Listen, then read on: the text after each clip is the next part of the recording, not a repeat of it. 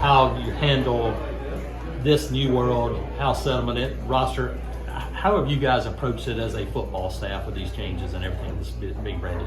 Yeah, it's quite different. It's first of all, you want to make sure you are operating with what the settlement says, and we think we are. We're going by what we believe to be the accurate interpretation of it. It's not really to our advantage to what we're doing right now, but because others, I think, are operating in a different manner. But the main thing is that I don't think people understand is retaining your current roster. And that affects, it used to not affect high school recruiting.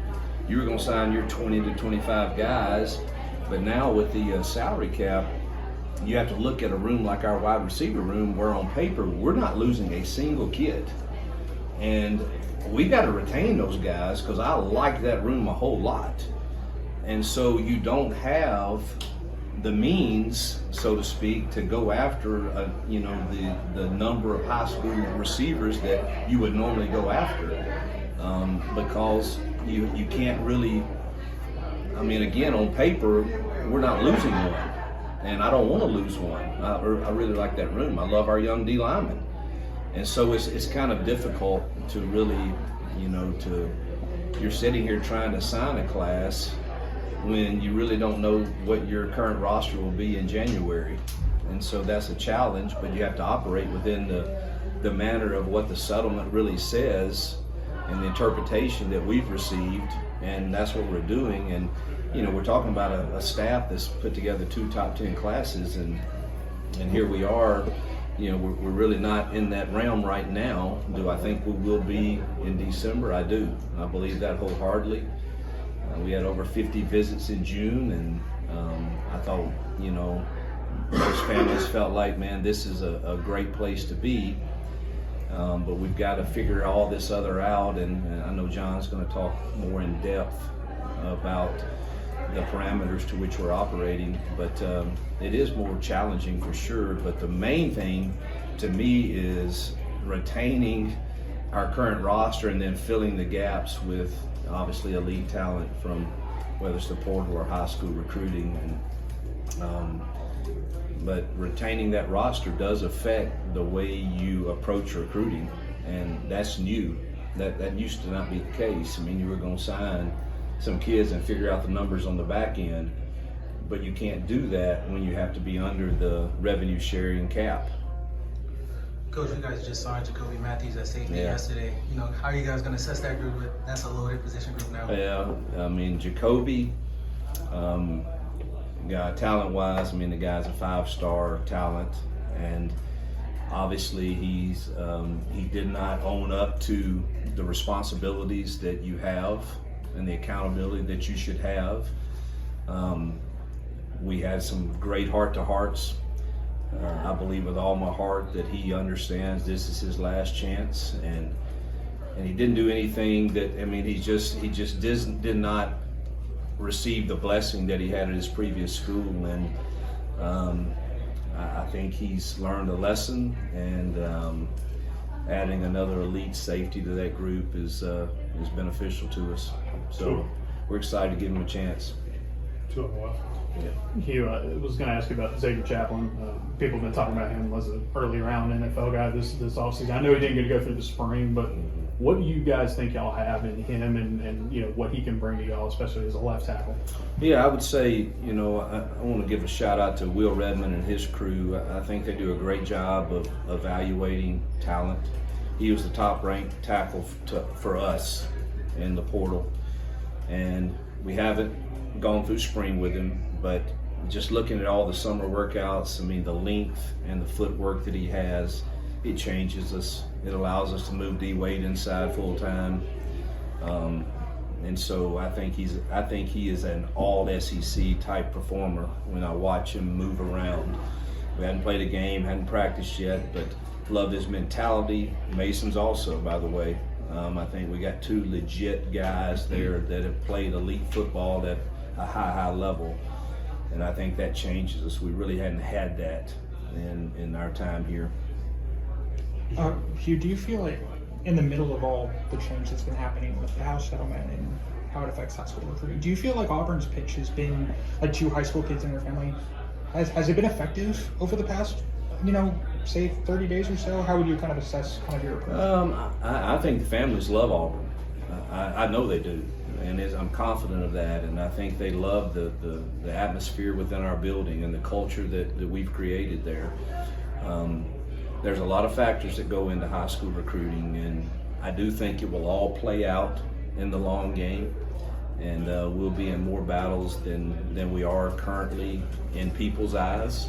Once things shake out and everybody knows what's what on the reality of revenue sharing and outside NIL deals and all of that. I think once we get to the facts of all of that, I think we'll be in the game for many top players. I have 4 more quick ones. Brian, go ahead. You talked about your feeling that you can still sign a top 10 class. Is it going to be a little bit different than how you go about it than it was the last 2 classes? Yeah, it has to be. I mean, again, you have to look at your current roster, and you're trying to manage the revenue sharing cap. And when you look at a room and you don't have really on paper anything available, that's challenging. And so it's not like the last few years where there was no cap and you went after the best players and you didn't really worry about the numbers but if my understanding is correct from everything we've heard, the penalties for going over the cap are not fun. And so you have to manage that. And when you're looking at rooms in our place, like the quarterback room or the wide receiver room or the D-line room, where we're not losing many players at all on paper, and we like them, it's really hard to just go out and be free like we were the last few years to go and recruit kids. So we're really big on never being deceitful or misleading, and maybe that hurts us a little initially, but we always want to operate with these families with great transparency, and I think it will pay off in the long run. I was going to ask you kind of answered it, but how confident were you in the approach to how you're approaching the house settlement, what you're interpreting, other people are doing it differently, or do you feel good about, or do you leave it up to administration, or do you feel good about the approach as well? I mean, it's hard to feel great when you're not one of the top ranked recruiting classes, and I think Auburn should be. But I'm confident in our administration and the way that they lead, and trust them immensely that we're doing things the right way. And at the end of the day, that's really what we have to do, in my opinion, is we can't put ourselves in jeopardy of we've got great interpretations from our administration and our legal team on what the settlement really means and how we should operate, and that's what we're doing. And if others are operating in a manner not with that, I'm hopeful that they'll be called out on that at some point. But it does seem kind of strange that we're like some of the lowest range of numbers. I mean, we're like really low compared to some, and I'm trying to figure that out. But I do think it'll shake out in the long run. But it is complicated and hard to sit there and feel great about. But I feel great about our relationships, and I feel great about Auburn, and I know the families know that, and I do think just after we win games this fall, which I'm confident we will, I think it'll all kind of shake itself out. Coach, let's go back to the current roster. I mean, the receivers get all the press. It seems like, talk about the running back room. It's going to look different this year with Jarquez being gone, and probably more by committee. Yeah, I'm excited. I think Jeremiah Cobb's going to have a breakout year. I think he's super talented, great long speed, and I just don't think he's had enough touches to show what he really can do. Obviously, Austin is a solid back in every manner, can do it all. And Darrell, I think, didn't get to see him in the spring, sort of like X, but love what I see from him right now in summer workouts. And he's got the body type. It looks the right way. And, he's got some good tape from UConn. So do think it'll be those three mainly. Obviously, Alvin is got a bright future, and he might surprise us early on. And Omar, but I think that room is solid. I don't know that people would look at it and say it's elite, but I don't think there's any way that would be the reason we don't win football games. I think they're very capable, and they're great teammates too. DeMar is one of the greatest leaders we have. Last one back on. Jackson told us back in the spring that he turned down a chance to go to the Manning Passing Academy, which was last week. What have you seen from his leadership and just gelling with the guys so far? Yeah, that was difficult for me because Archie is a good friend of mine, and obviously I got the call, but when I talked to Jackson, he was just adamant, man, I just don't want to miss a day of throwing with my guys.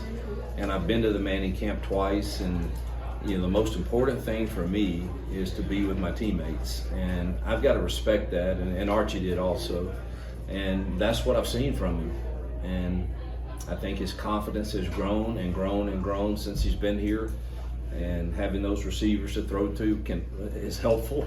But I'm excited about what Jackson brings to the table to lead us. I really am. I think he's a confident, talented young man, and someone I believe in strongly.